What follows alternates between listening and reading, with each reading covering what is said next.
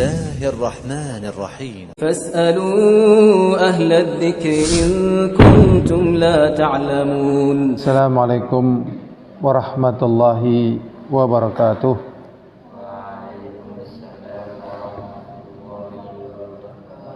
Alhamdulillah wassalatu wassalamu ala Rasulillah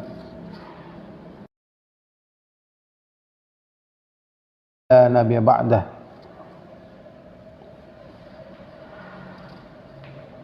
Wassalatu wassalamu ala ashabihi wa man tabi'ahum bi ihsanin ila yaumiddin wa ba'd.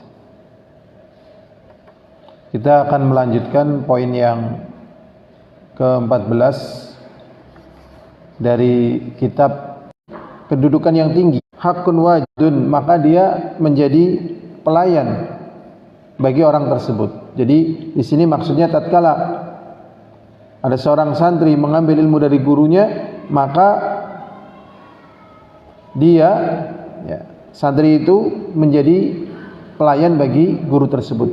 Jadi apabila ada santri belajar ilmu kepada seorang guru, maka dia menempatkan dirinya sebagai pelayan bagi gurunya. Ini diambil dari firman Allah Ta'ala, wa idza qala Musa li fatahu, ingatlah tatkala Musa mengatakan kepada pelayannya.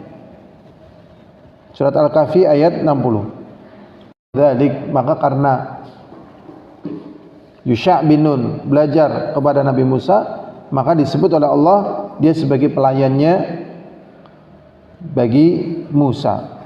Padahal maksudnya di sini adalah beliau belajar ilmu dari Nabiullah Musa alaihissalatu wassalam. Ini menunjukkan bahwasanya kedudukan guru atau ulama sangat tinggi. Bukan termasuk daripada umatku orang yang tidak memuliakan orang yang lebih besar di antara kami. Rasulullah sallallahu alaihi wasallam mengatakan bukan termasuk daripada cara-cara umatnya Rasulullah apabila tidak menghormati yang lebih tua, lebih besar. Wa yarham saghirana, dan tidak menyayangi lebih kecil. Wa ya'rif li'ulama'ina haqqahu, dan bukan termasuk daripada umatku bagi mereka yang tidak mengetahui haknya ulama. Jadi ulama atau guru memiliki hak yang tinggi di dalam syariat agama ini. Dinukilkan oleh Ibnu Hazm di dalam kitabnya Ijma' ala tauqiril ulama wa ikramihim, wajibnya menghormati ulama dan memuliakan mereka. Fa minal adabi al-lazim li syekh alal muta'allim, dan adab yang harus diberikan oleh seorang murid kepada gurunya adalah at-tawadhu' lahu, dia tawadhu' kepada gurunya, yaitu menghormati gurunya tadi. Wal iqbalu alaihi, dan juga fokus dengannya, perhatian dengannya. Wa adamul iltifati anhu, dan tidak tengok kanan kiri.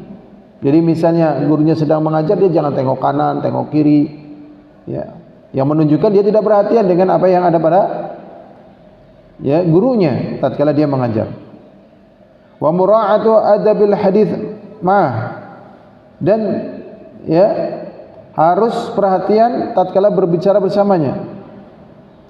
Wa idza hadatsa anhu, dan apabila terjadi sesuatu dari gurunya tersebut, azzamahu min ghairi uluwin. Jadi kalau gurunya memiliki kemuliaan, keagungan, dimuliakanlah dia, tapi tidak sampai ghulu, tidak sampai berlebih-lebihan, tidak sampai melampaui batas. Bal yunziluhu manzilatah, bahkan didudukan sesuai dengan kedudukannya. Li alla yashinuhu min haits arada ayamdahu, supaya tidak timbul kejelekan. Wa liyashkur ta'limahu wa yad'u lahu, dan berterima kasih atas ilmu yang disampaikannya dan mendoakan kepadanya. Jadi berterima kasih atas ilmu yang diajarkan, kemudian juga mendoakan guru tersebut. Wala yuzhirul istighna'a anhu, dan tidak menampakkan cuek kepada guru tersebut. Jadi tidak boleh nampak penampilan cuek, enggak butuh. Tidak boleh seperti itu. wala yu'adhihi biqaulin aw fi'lin, dan jangan menyakiti dengan ucapan dan perbuatan. Wala yatalattaf fi tanbihihi ala khata'ihi idza waqa'at minhu zallah. Dan apabila misalnya ada guru ataupun ulama terjatuh pada kekeliruan, maka cara menyampaikannya dengan cara yang lembut. Jadi mengetahui perkara yang harus dilakukan, yaitu menghilangkan kekeliruan ya yang terjadi pada orang alim. Maka hendaknya di sini kita mengetahui kaidah bagaimana membetulkan atau membenarkan kekeliruan seorang alim. Di sini ada enam cara. Yang pertama, at-tatsabbut fi suduriz zillah minhu. Kita harus memastikan bahwasanya memang ulama tersebut ataupun guru tersebut keliru. Jadi jangan tergesa-gesa kemudian langsung dikelirukan sebelum kita meneliti. Oh, ini memang benar keliru nih. Ya. Ini yang pertama. Atau kita misalnya mengetahui memang dia melakukannya dari satu kekeliruan. Yang kedua, at-tatsabbut fi suduriz zillah minhu. Yang kedua, kita memastikan sebabnya dia tergelincir kenapa. Kemudian yang ketiga, at-tatsabbut fi kauniha khata'a. Kita harus juga memastikan bahwasanya yang dilakukan oleh guru tersebut itu khata'a, keliru, bukan sengaja. Namanya manusia memang keliru. Wa hadhi wazifatul ulama ar-rasikhin. Inilah kedudukan para ulama yang dalam ilmunya. Fayus'aluna anha, maka ya, mereka ditanyakan tentang masalah ini. Jadi memang ada adab-adabnya ya. Tadi yang pertama ya, kita tasabut dulu apa betul memang betul keliru, kemudian sebabnya kenapa, dan juga ya tasabut bahasanya ini merupakan ya kekeliruan. Kemudian yang ketiga, tarku ittiba'ahu fiha.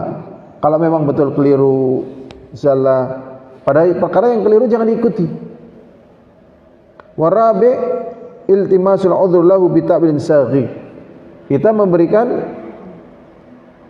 uzur kepadanya dengan menakwilkan yang sesuai, tidak berlebih-lebihan. Kemudian yang kelima, badzalun nuslahu bi lutfin wasir. Kemudian mencurahkan untuk kita memberikan nasihat dengan lembut dan rahasia. Jadi memberikan nasihatnya dengan lembut dan tidak terang-terangan. La bi'anfin wa tashhir, bukan dengan kaku apalagi dengan dipublikasikan, tapi dengan lemah lembut dan rahasia. Sedangkan yang keenam, hafidha janabahu, menjaga kerahasiaannya, dan jangan ya dijatuhkan kehormatannya fi qulubil muslimin, di hati kaum muslimin. Jadi terkadang ada yang keliru ya kemudian dijatuhkan di hati kaum muslimin. Jadi ulamanya dijatuhkan. Kalau sudah dijatuhkan, maka yang rugi ya Islam dan muslimin itu sendiri. Karena untuk mencari pengganti seorang ulama ya sangat sulit. Kalau tidak ada ulamanya, maka muncul orang-orang yang tidak pantas jadi ulama kemudian memimpin manusia. Maka ini berbahaya. Ini kaidah tatkala menjumpai kekeliruan dari ulama, jangan diikuti. Ini yang ketiga. Yang keempat, memberikan uzur yang wajar. Kemudian berusaha menasihati. Yang kelima, dengan rahasia dan tidak keras. Kemudian yang keenam, menjaga kehormatannya tadi, atau perkara yang dia keliru tadi tidak dipublis sehingga menjatuhkan martabatnya di hadapan kaum muslimin. Berikutnya ada catatan di sini, wa mimma yuhadziru minhu, dan dari perkara yang kita berhati-hati dari tidak menghormati ulama. Mimma yatasilu bi tawqiril ulama, terkadang orang menganggap itu penghormatan ulama. Seperti ya tatkala ulama itu datang kemudian kita berbondong-bondong ya mungkin niatnya adalah memuliakannya, sehingga ulama tersebut dalam keadaan terdesak jalannya. Terkadang ada orang alim, orang saleh, kemudian dikejar bareng-bareng kemudian sampai akhirnya desak-desakan, akhirnya ulama tersebut merasa sempit sehingga dia tidak mungkin pakai jalan itu karena sempit, akhirnya dia jalan lain. Maka yang demikian ini bukan termasuk bentuk menghormati ulama. Jadi terkadang menghormati ulama dengan cara-cara seperti itu, akhirnya jalannya sempit, ya, susah. Maka ini tidak boleh. Jadi menghormati ulama sebagaimana tadi dijelaskan, di situ ada adab-adabnya, kemudian ada sikapnya, yaitu kita melayani, memuliakan, mendoakan, tapi tidak sampai hulu. Kemudian apabila salah, maka di situ ada kaidah-kaidahnya sebagaimana tadi disebutkan, ada 6 poin. Wallahu a'lam bishawab. Walhamdulillahil alamin. Assalamualaikum warahmatullahi wabarakatuh. واستولوا الأغلين أي لا